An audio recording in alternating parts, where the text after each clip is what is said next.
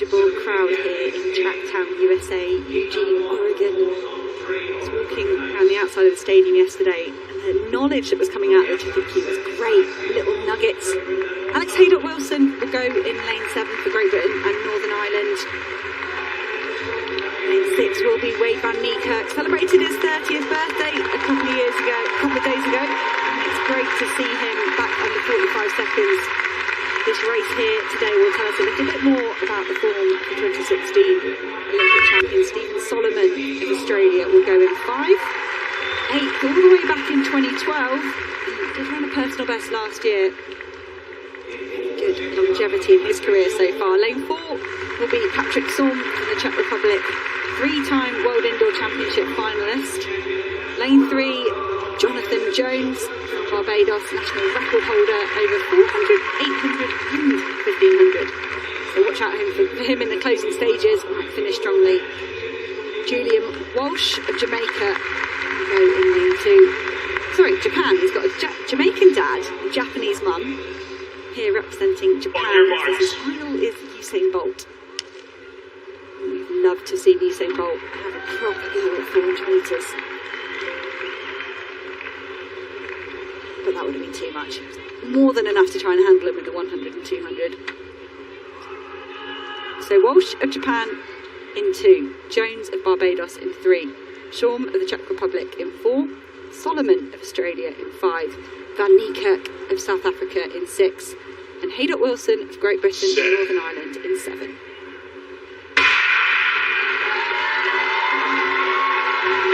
Van Niekerk looks like he's got a fast start there, putting up alongside Alex Haydock-Wilson, running right on the line. Be careful of the officials here at the Eugene Stadium. They're very good. They really manage these championships so well. Wade van Niekerk though looking full of running at the moment. He looks super smooth. First 3 will qualify automatically into Wednesday's semi-final. Wade van Niekerk just looks like he's easing off there a little bit. I hope that's intentional because he's going to have some company from the inside lanes. Walsh and Jones looking full of running. Alex Haydock-Wilson doing everything he can to fight into the top 3. Wade van Niekerk looks up at the big screen. He looks to his inside. Wade van Niekerk of South Africa. Great first round. 45.19. That's a fantastic time to open his campaign. Just a shade outside that season's best. And he looks so relaxed. There was so much more in the tank there for Wade van Niekerk. Wow. I wonder if the other men watch that. I'm really pleased for him, Hannah. Really pleased for him. Pin sharp out the blocks. Lovely round the bend, putting Haydock-Wilson under a little bit of pressure. Jonathan Jones of Barbados has got great range for a 400 metre run. I've been noticing him on there's a statistician's newsletter that I subscribe to. It is pure facts and figures. It is one for the purists, but he's been popping up again and again on the 800s. I haven't seen him do too many 15s, but it's a great stat you came up with. National record holder at 4, 8 and 15, and he really showed his strength there towards the end. And that was a season's best for Haydock-Wilson, securing 3rd. I'm really impressed with Jones of Barbados. Look at the way he controlled this. He didn't panic that Wade van Niekerk was out front. But talking about the world record holder, he glances round in a second. He's running well within himself. And this is a very, very good sign for South African fans of track and field and for fans of this event, because we want Van Niekerk back to his best. I'm not saying he's going to run 43 plus change in the final, but this is as composed and as relaxed and as confident as we've seen him on the global stage for years. Oh, that's what we've missed, isn't it? Wade van Niekerk in full flow. Looked like he ran the first 200 seriously, if you know what I mean, sort of hard, and it was around about this point he just looked like he took his foot off the gas ever so slightly, but he looks like he's doing a training run, and to run 45.19 looking that relaxed. What do you reckon that's worth? Mid 44s? I don't know, I don't want to get carried away, but with the loss of Stephen Gardner of the Bahamas pulling out injured, that was really devastating for this event. I would love to see him in the mix as well.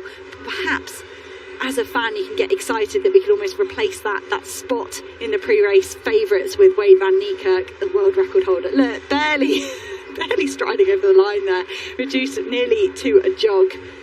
And a great showing from Alex Haydock-Wilson. Won the British Indoor Championships in the qualifying mark for the World Indoors, and then was disqualified for a bit of argy-bargy on the first lap.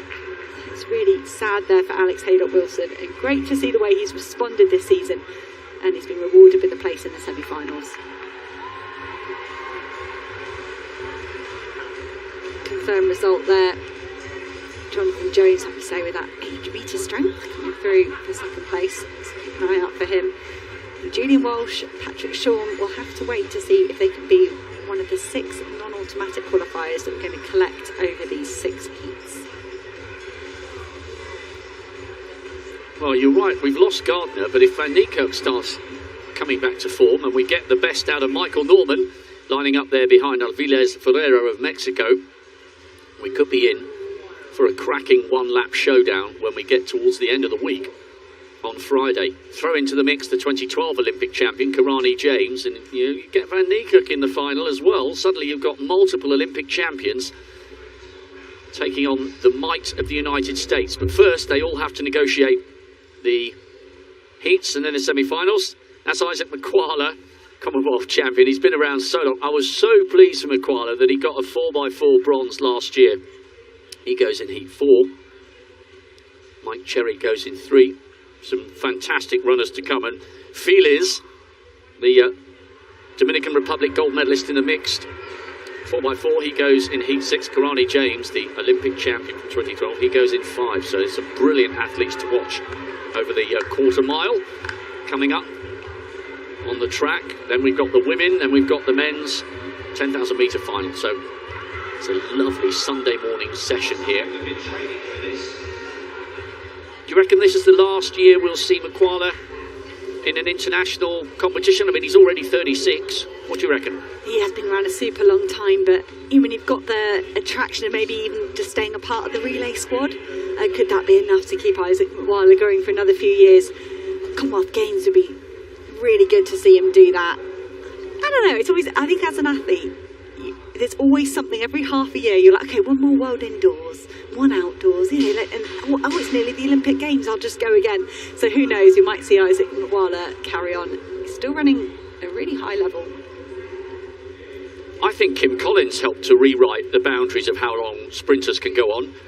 The St Kitts and Nevis Commonwealth champion from 02, world champion from 03.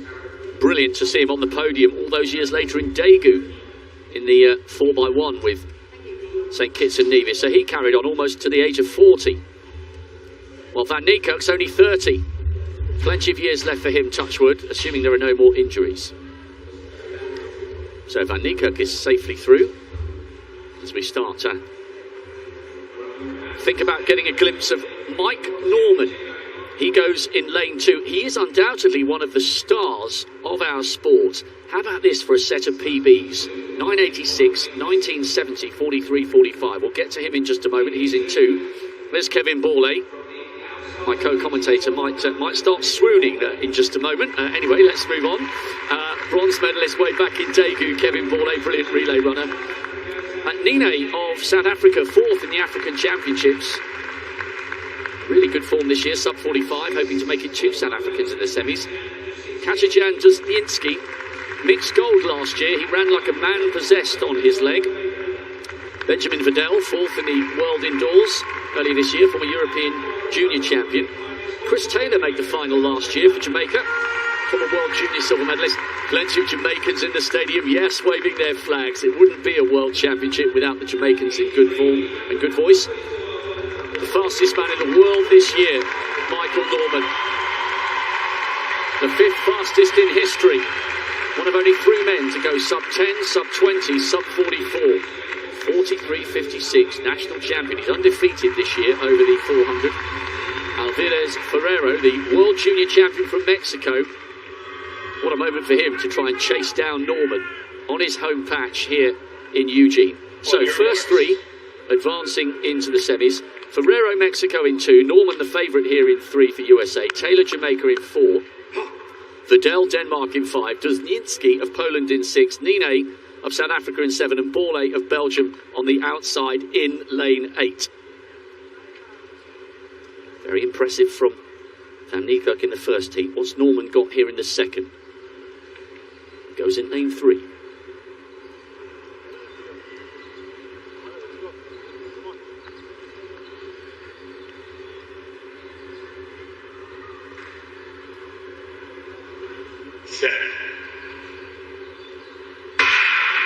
expectant hush around Hayward Field.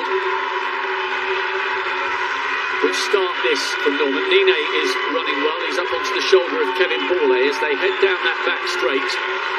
Norman now just beginning to unwind. He's coming up onto the shoulder of the man who was 6th in the Tokyo final. Good running from Norman and from Chris Taylor just outside him.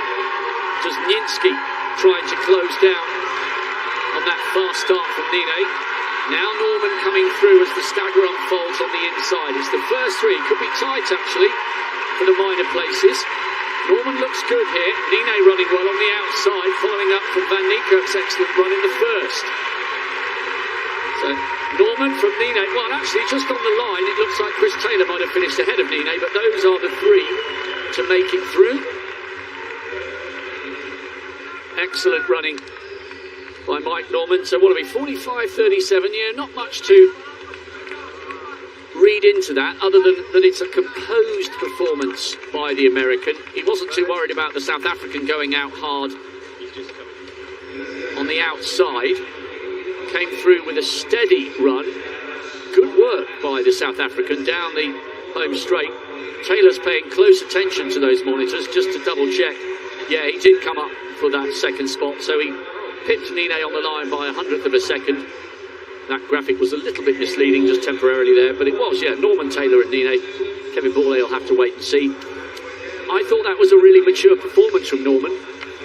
It was really good, similar to Wade Van Niekerk, just sort of waking up this morning and saying, what have I got to get done? I think for me, like I mentioned the schedule all the way till Wednesday to the next race, there's really no need to hold back as such. And I think Michael Norman knows what he's doing. He's been to this track so many times, perhaps putting his foot down ever so slightly there in that last 100 metres, giving himself a bit of a gap. But the men behind him really having to fight.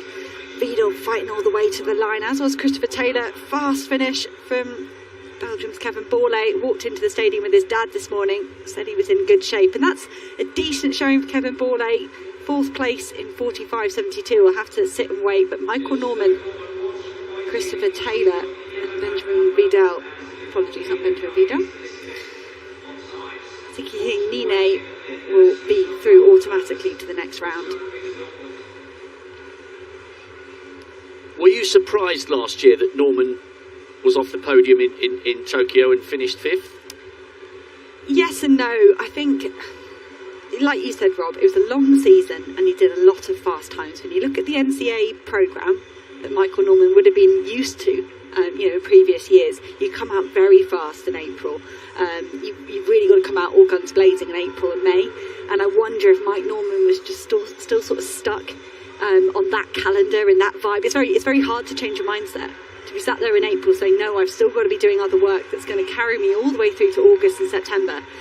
Mike Norman, he would have learned a lot from that, as would have his coach. It's a mental and physical measurement of effort that you've got to develop as an athlete, and Mike Norman looks like he's managed it superbly well this year. Well, one of the favourites for the title, Michael Norman, safely through. Chris Taylor finishing nicely, just 100th of a second ahead of the fast starting Nine. Have to wait to see whether 45.72 is good enough to take him through as a non-automatic qualifier. 2 down, 4 races over the quarter mile still to come. Breeze picking up here in the stadium. I wonder whether they'll have any impact on the hammer. Right, so there's a heat map. Second from the bottom, Nine started very quickly. Now let's watch, especially for Taylor, third from the top, who finished very quickly for that second spot.